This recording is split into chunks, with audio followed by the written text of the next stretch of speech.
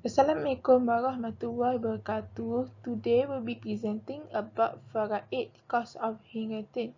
I'm Shahira Nur Yasmi binti Sazlan with the matric number of 2019267728 with my group member will be presenting.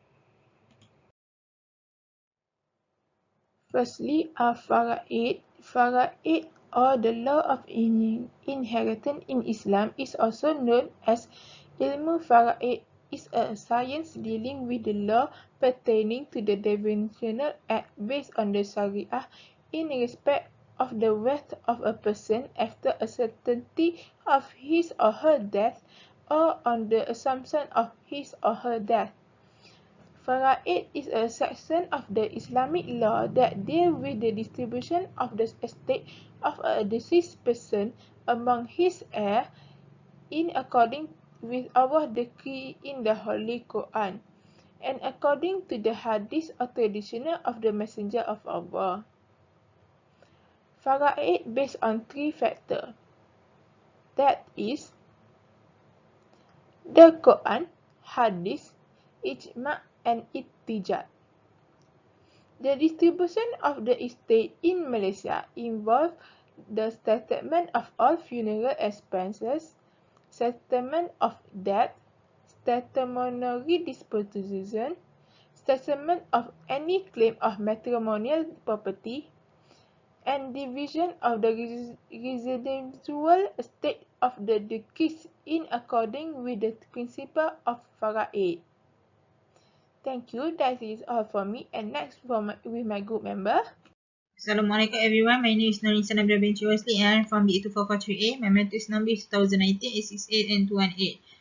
This is the order of sequence of rights on the estate. When a person dies, those living must do the following with the estate that the deceased leave behind in the following order. First, to discharge all the obligations that is relating to zakat, whereas kifarah or penalty, zihar, coercion while fasting in the month of Ramadan, coercion while in the state of ihram doing haji or umrah. Next, to pay for his funeral expenses. Third, to settle all his debt to his fellow beings.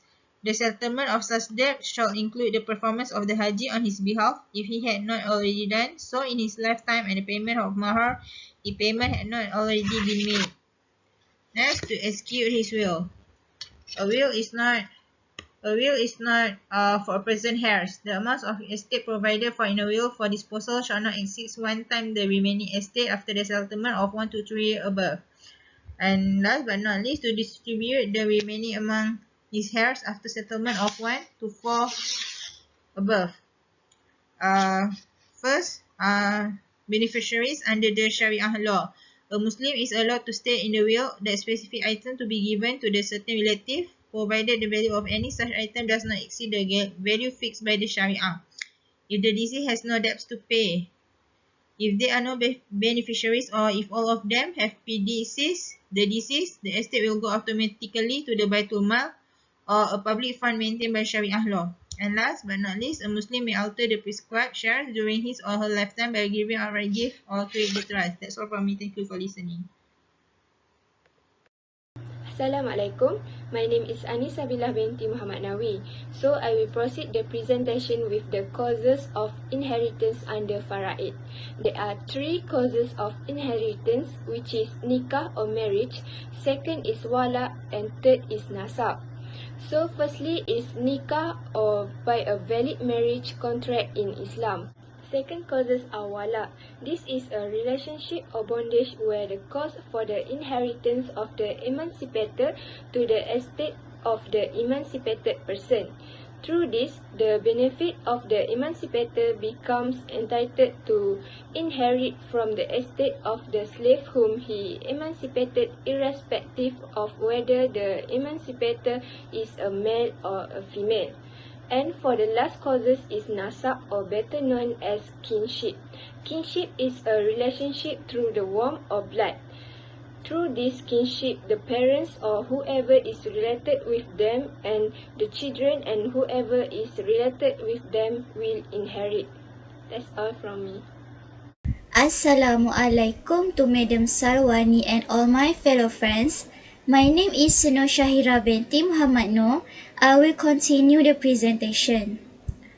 Under Faraid, the heirs to a Muslim estate are divided into the following groups.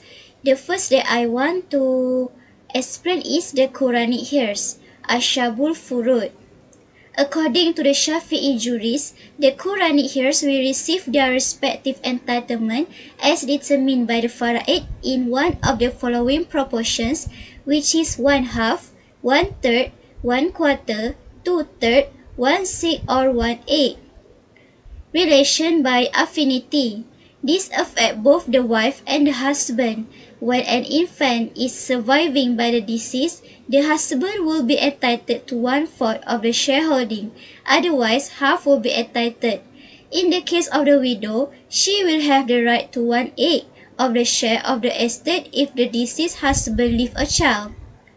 The second, blood relation. This subgroup can be further subdivided into three. The first, ascendant, second, female descendant, and third, collateral relation. Ascendant.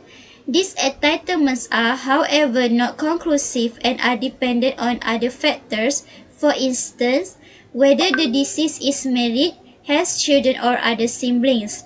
Female descendant. In the absence of daughters, the son-daughter will inherit the daughter's share. And the last is collateral relation. Similarly, the consanguine sister will inherit if there are no full sisters. If there is a living full sister, the consanguine sister will only get 1/6. The uterine brother or sister will only get 1/6, whether or not there is a living full sister or not. That's all from me. Thank you. Assalamualaikum. My name is Nur Akmal binti Zakaria. I'm going to present about Asabah and Baitul Mal. Asabah is the main relations in their own right. Asabah bi nafsihi. For example, the son, the father's son, the father, the father's father, the brother, the paternal uncle, and his son, and so forth. Asabah also the female relation in the right of another, which is asabah bi ghairi. For example, daughter with son, son-daughter with equal son-son, full sister with full brother and consanguine brother. It must be noted here that the female heir will always receive her portion compared to the male heir. Last but not least, asabah is the female relation with one another, asabah ma ghairi. For example, a daughter and a full sister will get 1/2 share each. Next is for Baitul Mal. Baitul Mal is the body of or institution that function as a trustee of the Muslim. First, there is no rightful beneficiary to the estate. Second is, all beneficiaries have received their share, yet there is still a portion that remains of the estate. Third, there is no claimant to the estate. Last but not least is the deceased person leave their no heir.